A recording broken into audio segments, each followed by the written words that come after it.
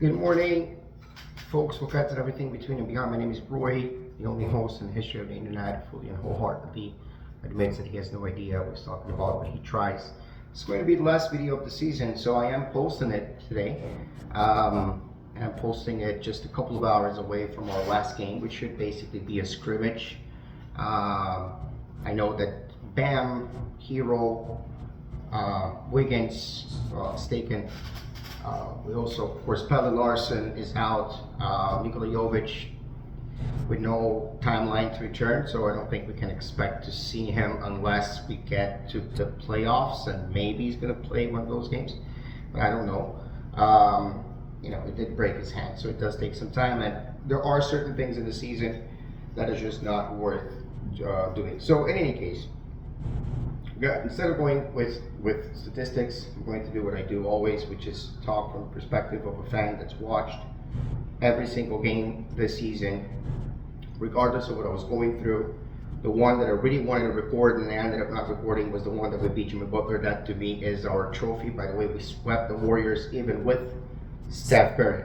I guess we just didn't face Steph Curry and Jimmy Butler at the same time, but we limited Jimmy Butler pretty well that game.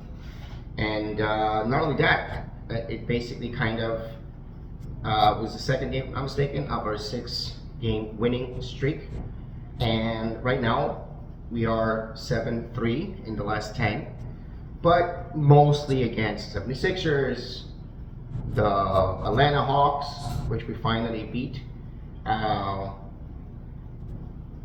finally beat. We normally split the series with them.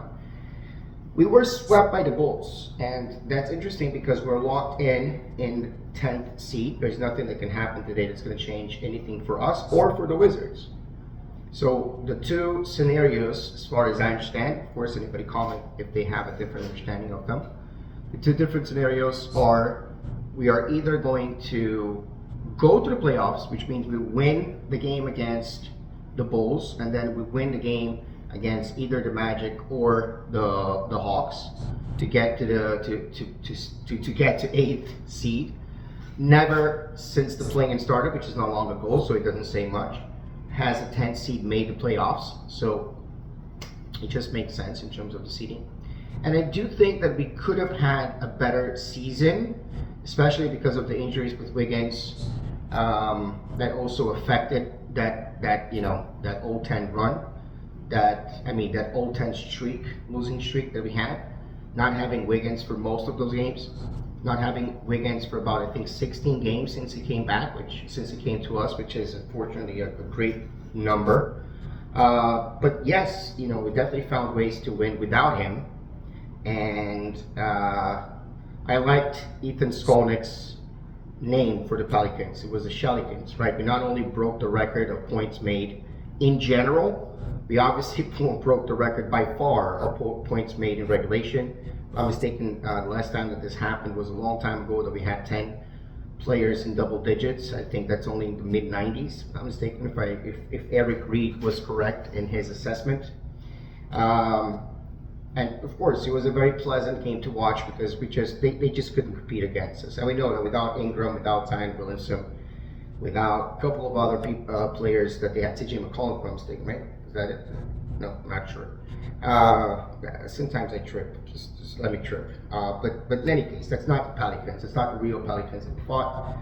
And today, it's a meaningless game again, right? So the main focus right now is on the Bulls. And my prediction and the scenarios are as follows, right? I predict that we're going to lose the game against the Bulls. And then we're going to get out of the play-in as the 10th seed. Getting out of the playoffs, out of the 10th seed. And if we get out of the playoffs in that juncture, right, basically what happens is we lose draft capital until, if I'm not mistaken, 2030 or 2031 for five seasons. We lose them because the picks go to Oklahoma.